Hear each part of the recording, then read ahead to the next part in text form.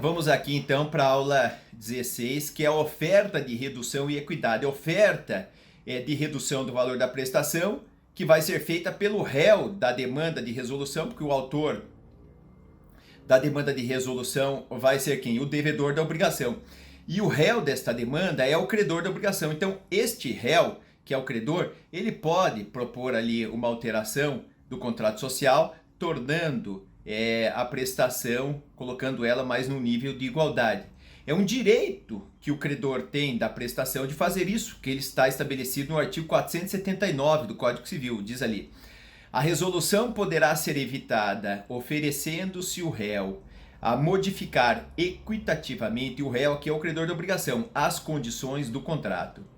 Então, para evitar ser réu, então poderia ser feito isso aqui extrajudicialmente, em ação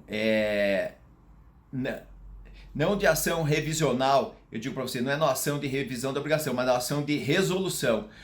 Aqui de resolução contratual, o credor poderá obstar a resolução oferecendo-se a modificar equitativamente as condições do contrato. É um direito que ele tem e que está previsto no artigo 479.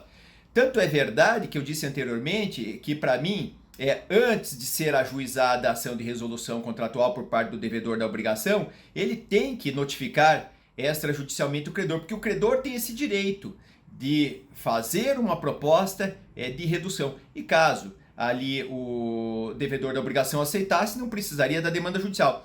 Por isso que, a meu ver, faltaria interesse de agir se ele judicialmente já ajuizasse uma ação nesse sentido. Mesmo porque tem honorários advocatícios. E honorários advocatícios hoje nessas demandas são bastante elevados, dependendo do valor, o mínimo de 10% e o máximo de 20%. Então é complicada a situação porque pesam os honorários advocatícios, as custas processuais.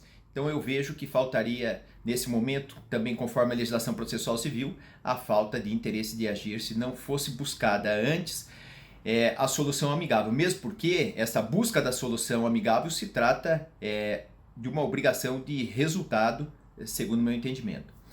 Não poderá o juiz de ofício rever as condições do contrato. Não pode o juiz estabelecer, faz de conta que eram 10 parcelas, o juiz chegar e dizer que são 5. Não pode, o juiz não pode mexer. O juiz poderia equilibrar o valor da prestação, mas não pode mexer na questão das condições do contrato. O réu na demanda de resolução, que é o credor da obrigação, tem um direito potestativo. Então é um direito potestativo que ele tem. Não depende da vontade da outra parte. De fazer uma oferta para modificar as condições contratuais, segundo determina o artigo 479 do Código Civil. E as partes poderão, inclusive nessa busca dessa composição, chegar a um acordo diferente da oferta que foi feita ali pelo credor. Podem negociar, são livres para isso. E agora, a oferta feita, vamos imaginar que o credor da obrigação, ele então faça uma oferta ali para o devedor. Antes dessa oferta chegar ao conhecimento dele, o credor poderá modificá-la, porque aqui nós tratamos da questão da oferta, da receptividade da oferta, aí com base no direito substancial, a meu ver, e não com base no direito processual civil. Agora, como eu disse, as partes podem chegar livremente a uma composição entre elas, alterando aí o cumprimento dessa obrigação e pedir para o juiz que homologue. Uma vez sendo homologada, ela trará consequentemente a modificação daquilo que foi acordado entre elas. Agora, se não houver acordo, o que acontece? Numa disputa judicial, numa demanda de resolução feita pelo devedor da obrigação, o juiz é que vai chegar ao equilíbrio daquele contrato, determinando ali o que era mais justo sem poder alterar ali as condições, né? E o juiz, daí com a sua decisão, ele vai acabar também, o contrato, ele seria modificado por causa da onerosidade excessiva nessas circunstâncias que eu estou dizendo aqui, em virtude do acordo das partes, ou então numa decisão judicial. E o juiz não vai poder alterar, então, como eu havia mencionado anteriormente, as condições do contrato, sem também que haja pedido de uma das partes. Passo agora para a aula 17 dos contratos unilaterais.